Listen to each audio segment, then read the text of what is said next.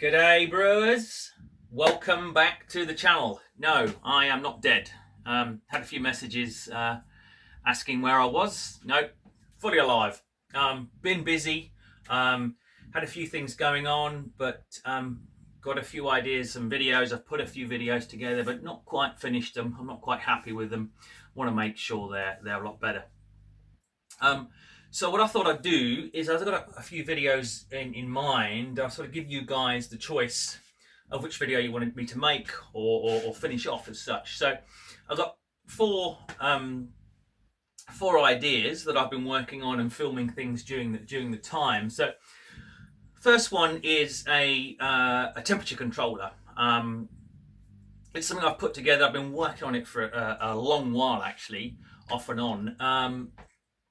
And it's got a little screen on it, does a graph of 5 hour, 1 hour, 5 hours, I think 7 hours, 14 days. So you can see what the temperature's doing throughout your whole fermentation cycle. The whole idea was it was something very easy that most people with a little bit of sort of DIY knowledge could put together themselves, put in a little box and use. It's not fully operational yet. It's a little bit unstable, so it needs work. I don't want to sort of put it out there yet, but if you want to see a video of how that's going and how it's progressing, that might be a multi-part series. I'd add a little bit of video in of what I've got so far in now. G'day brewers. This is a bit of a departure from the normal brewing videos, but it is brewing related. This is a little project I've been working on over the past few weeks. What it is, it's a fermentation control and logging system. So that was the temperature controller. If you want to see a video on that, let me know in the comments. Second one is I was having an issue with low runnings. I was running the brew day as per the software, Bismuth. And checking the runnings at the end, and it was going below 1010. And as we all know, going below 1010 is a bit of a no-no. pH was below 6 though, so that was generally okay, but because I acidify my sparge water, so generally not a problem. But the low runnings, I'm going to be pulling those tannins and things out, aren't I? So having a bit of an issue with that. So my sparging process probably wasn't the best. I slowed it down. That seemed to improve things a little bit, but I'm not quite sure I was rinsing all the grains. I'm sure there's probably a lot of residual sugars left in the mash tun that weren't being rinsed. So I've been working on a rotating Sparge arm. And again, I wanted it to be something that everyone can build themselves. And well, I'll do a little video on it, but basically, yeah, we've got a little push fit and a couple of stainless steel tubes. So the whole idea is it's easy to make for a few dollars, a few pounds. So, little video of that in now.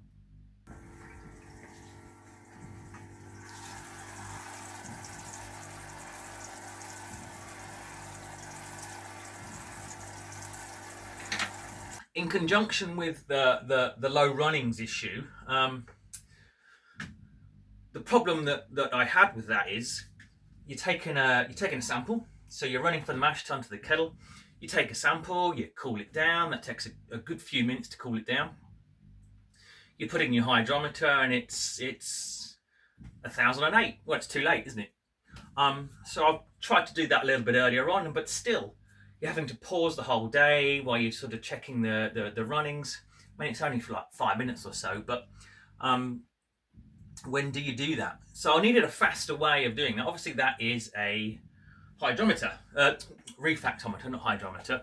So that's a refactometer. So I've been looking into that and the work correction factors you need to do. I don't really heard much about the work correction factor that a lot of people have that don't mention about refractometers. So I've gone all out with the refactometers. So I've got the traditional optical one.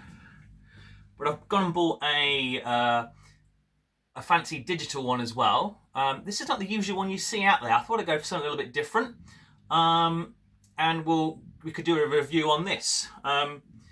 Also, if I did a review on this, I'd also be looking at, I'm trying to find my hydrometer. Yeah, tucked away at the back here. I keep calling it hydrometer, refractometer. This is a refactometer that most of you have probably got. But as I said, you need to add or work out your wort correction factor. Because it's an optical device and wort has a colour as such, it refracts the light differently as to what pure water does. Now, even though, let's see if I can get this to, can you see on that? Well, maybe. Anyway, we'll try and get a bit of a close-up of that. But even though this has a bricks and a wort scale, they're not the same thing. They can't be lined up exactly.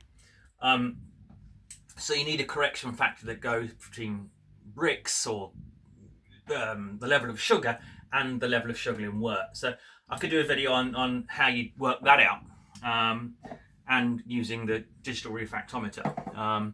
Comparing the digital, the analog refractometer and the hydrometer is probably what we'd look at doing. And the fourth video is a low alcohol beer. It's something that I've been researching extensively, doing a lot of work on, done a few trial recipes over the summer. What I really wanted it over the summer months was a low alcohol beer that you could sit in the garden and have 2 or 3 pints, 4 or 5 maybe 6, and didn't write yourself off. With a 8% double IPA, you're pulling at stumps within a couple of hours. You can't have many of those. Been looking at that, looking at the techniques, yeast, malt, hops, mashing temperature, arresting attenuation, fermentation, all those sort of factors I've been looking into. And I've come up with something that I think works, looking what other people are doing, etc. So that's my favourite, but don't be guided by me.